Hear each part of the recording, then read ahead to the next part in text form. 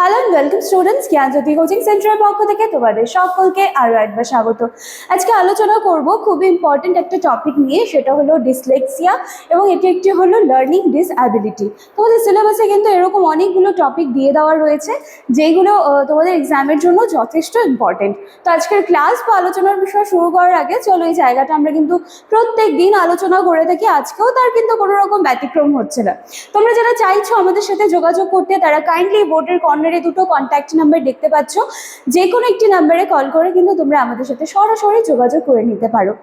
এছাড়াও থাকলো কোর্স ফির বিষয়টা। দেখো, তোমরা যে সেমিস্টারে থেকেই হও না কেন, তোমরা যারা মেজরের স্টুডেন্টস রয়েছো সেক্ষেত্রে তোমাদেরকে পে করতে হবে মাত্র 1199 টাকা এবং মাইনর স্টুডেন্টদেরকে পে করতে হবে মাত্র 699 টাকা। এই হলো কিন্তু পুরো কোর্স ফির বিষয়টা। এবং এই যে স্বল্প পরিমাণ কোর্স ফি, এর বিনিময়ে কিন্তু তোমরা এত কিছু পেয়ে যাচ্ছ। তো এই হলো পুরো বিষয়। এইবারে চলো আমরা আলোচনার বিষয়ে ফিরে আসছি। দেখো কি বলা হচ্ছে, ডিসলেক্সিয়া। দেখো কি বলা হচ্ছে, এটি একটি নির্দিষ্ট লার্নিং ডিসঅর্ডার বা শেখার অসুবিধা। ঠিক আছে, শিখতে গিয়ে অসুবিধা হচ্ছে। আচ্ছা, কি ধরনের শেখা? মূলত পড়া বলো, লেখা বলো বা বানান করার ক্ষেত্রে এই ধরনের সমস্যাগুলো দেখতে পাওয়া যায়। আমরা কিন্তু অনেক বাচ্চাদেরকে দেখে থাকি যাদের বানানে প্রচুর ভুল হয় বা তারা দেখা যাচ্ছে যে রিডিং করতে পারছে না। তো এরকম বিভিন্ন ধরনের সমস্যাগুলো কিন্তু আমরা দেখতে পাই। ঠিক আছে, এটি কোনো বুদ্ধিবৃত্তিক দুর্বলতা নয়, বরং মস্তিষ্ক যেভাবে প্রক্রিয়াজাত করে তার ভিন্নতার কারণে এই সমস্যা কিন্তু দেখতে পাওয়া যায়। তাহলে এটাকে কিন্তু আমরা বলতে পারি না যে তার মাথায় বুদ্ধি কম আছে বলে সেই জিনিসগুলো করছে, বুদ্ধির সাথে কিন্তু এটা কোনোভাবেই রিলেট করছে না। ঠিক আছে, আচ্ছা, ডিসলেক্সিয়াতে আক্রান্ত শিশুরা সাধারণত স্বাভাবিক বা কখনো কখনো খুব ভালো বুদ্ধিমত্তার অধিকারী হয়, কিন্তু তারা শব্দ চিনতে বা অক্ষর জোড়া লাগাতে এবং পড়ালেখার সময় সব থেকে বেশি ডিফিকাল্টিস ফেস করে। ঠিক আছে, তাহলে এই দুটো বিষয়কে কিন্তু গোলাবে না যে ডিসলেক্সিয়া মানে তাদের আইকিউ কম রয়েছে বা তারা বুদ্ধিমান নয়। ঠিক আছে, সেদিকটা তাদের ঠিক রয়েছে, কিন্তু তাদের প্রবলেম হয়ে যাচ্ছে তারা বানানে ভুল করছে বা তাদের লিখতে গিয়ে প্রবলেম হচ্ছে, পড়তে গিয়ে প্রবলেম হচ্ছে, এই প্রবলেমগুলো কিন্তু রয়েছে। আচ্ছা, ডিসলেক্সিয়া সাধারণত প্রাথমিক বিদ্যালয়ের সময়ে ধরা পড়ে।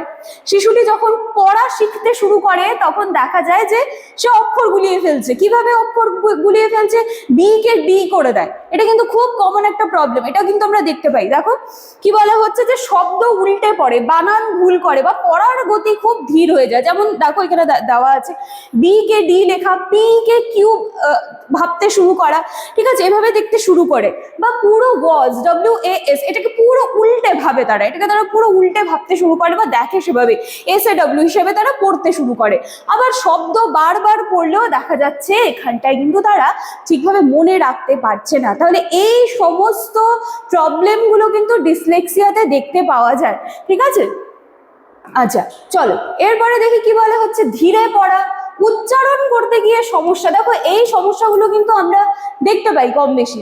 ঠিক আছে, উচ্চারণের সমস্যা, বানান ভুল বা কখনো কোনো লিখছে কোনো একটা সেন্টেন্স সে কিন্তু কমপ্লিট করতে পারছে না। ঠিক আছে, বা লাইনের মধ্যে শব্দ হারিয়ে ফেলা, সংখ্যা বা নির্দেশনা মনে রাখতে অসুবিধা। এছাড়াও মোস্ট ইম্পর্টেন্ট, পড়াশোনার প্রতি অনীহা। এই সিমটমস গুলো কিন্তু আমরা ডিসলেক্সিয়াতে দেখতে পাবো। অনেক সময় কি হয় যে শিশুরা ক্লাসে মনোযোগ হারায় বা অনেক সময় দেখা যায় যে তারা কনফিডেন্স পাচ্ছে না। ঠিক আছে, এই জায়গাগুলো দেখতে পাওয়া যায়। তো ডিসলেক্সিয়া হওয়ার কারণ পুরোপুরি জানা না গেলেও রিসার্চে দেখা গেছে যে এটা কিন্তু জেনেটিক হতে পারে, অর্থাৎ পরিবারে যদি কারোর থাকে তাহলে সন্তানের হওয়ার সম্ভাবনা কিন্তু আরো বাড়তে থাকে আর কি। ঠিক আছে, এছাড়া মস্তিষ্কের ভাষা প্রক্রিয়াকরণ অংশে কিছু কার্যগত পার্থক্য থাকায় এই সমস্যা দেখতে পাওয়া যায়। তো এটা কিন্তু কোনো রকম রোগ নয় এবং এটার যদি আবার বলি যে এর চিকিৎসার প্রয়োজন এবং এর চিকিৎসাও কিন্তু সেভাবে নেই, কিন্তু সঠিক শিক্ষা পদ্ধতির মাধ্যমে আমরা শিশুর মধ্যে থাকা এই যে প্রবলেমগুলো সেইটাকে কিন্তু একটা স্বাভাবিক ধারায় নিয়ে আসতে পারি। ঠিক আছে, আমরা কম বেশি সকলেই দেখি বাচ্চা রিডিং করতে পারছে না, লিখতে পারছে না, বা এই যে বি কে ডি, এইটা কিন্তু খুব কমন একটা প্রবলেম, বা শব্দগুলোকে বা লেটার্স গুলোকে তারা গুলিয়ে ফেলছে, এটা খুব একটা কমন প্রবলেম। তো এই সময় যখন বাচ্চাদের মধ্যে এই সিমটমস গুলো আমরা দেখতে পাবো, তখন কিন্তু তাদেরকে অতিরিক্ত বকাবকি না করে সেই বিষয়টাকেই আমাদেরকে শেখাতে হবে, কিন্তু ট্রাই করতে হবে ডিফারেন্ট টেকনিক্স। ক্লিয়ার? আচ্ছা, এবারে দেখো, ডিসলেক্সিয়া শনাক্ত করার জন্য psychological test, reading test, educational assessments করা হয়। স্কুল কাউন্সিলর, স্পেশাল এডুকেটর এবং সাইকোলজিস্টরা সবাই মিলে কিন্তু এর মূল্যায়ন করে। অনেক সময় কি হয়, বাবা মারা বুঝতে পারে না এই স্টেজে, যে ভাবে যে বদমাশি করেই হয়তো পড়ছে না বা ইচ্ছে করে পড়ছে না, কিন্তু এই জায়গাগুলোকে আইডেন্টিফাই করা খুব প্রয়োজন। আচ্ছা, ডিসলেক্সিয়ার সমাধান বা ব্যবস্থাপনা সবচেয়ে গুরুত্বপূর্ণ হলেও স্পেশাল টিচিং মেথডস কিন্তু এই ক্ষেত্রে অবশ্যই গুরুত্বপূর্ণ ভূমিকা পালন করে।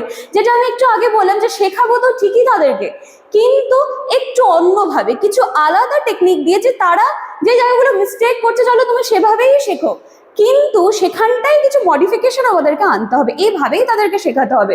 আচ্ছা, মাল্টি সেন্সারি পদ্ধতি, যেমন দেখা, শোনা, বলা, লেখা একসাথে ব্যবহার করে শেখানো কিন্তু খুব কার্যকর করা যেতে পারে। শিশুকে বেশি সময় দেওয়া বা একটু সহজ ভাষায় পড়ানো, অডিও বই ব্যবহার করা, বড় অক্ষরে লেখা বা ধাপে ধাপে শেখানো, এসব পদ্ধতি কিন্তু খুবই উপকারী। তো সবচেয়ে গুরুত্বপূর্ণ বিষয় কি, যে ডিসলেক্সিয়া যদি কারোর মধ্যে থাকে, তাহলে কিন্তু এভাবে বলতে পারি না যে এটা একটা ব্যর্থতা তার মধ্যে, ঠিক আছে? ডিসলেক্সিয়া কোনো কিন্তু ব্যর্থতা নয়, এটি শিশুরা অনেক ক্ষেত্রেই খুব সৃজনশীল, কল্পনা শক্তি সম্পন্ন এবং সমস্যা সমাধানে দক্ষ হয়। আমি আবারও বলবো যে ডিসলেক্সিয়া বা এই সিমটমস গুলো যাদের মধ্যে রয়েছে, আমরা যেন কখনো তাদেরকে না ভাবি যে সেই বাচ্চা কোনো কিছুই করতে পারবে না বা সেই সমস্ত দিকেই অক্ষম, সেটা তার কিছু পার্টে প্রবলেম রয়েছে, বাকিগুলো কিন্তু ঠিক রয়েছে। ক্লিয়ার? তো এই ছিল কিন্তু সহজ, সিম্পল কিন্তু ইম্পর্টেন্ট একটা টপিক, এবং এক্সামের জন্য খুব ভালো করে পড়ে যাবে। দেখো, মুখস্থ করার তো সেরকম কিছু নেই, ভালো করে ভিডিও দেখো, কনসেপ্ট ক্লিয়ার হয়ে যাবে। তো এই ছিল আজকের ক্লাস বা আলোচনার বিষয়। তোমরা যারা চাইছো আমাদের সাথে যোগাযোগ করতে, দুটো নাম্বার দেখতে পাচ্ছ, সোম থেকে শনিবারের মধ্যে অফিস আওয়ারে কল করবে, রবিবার একটুখানি স্কিপ করে যাবে। এই হলো পুরো বিষয়। চলো, দেখা হচ্ছে আবার নেক্সট দিনের ক্লাসে। Thank you.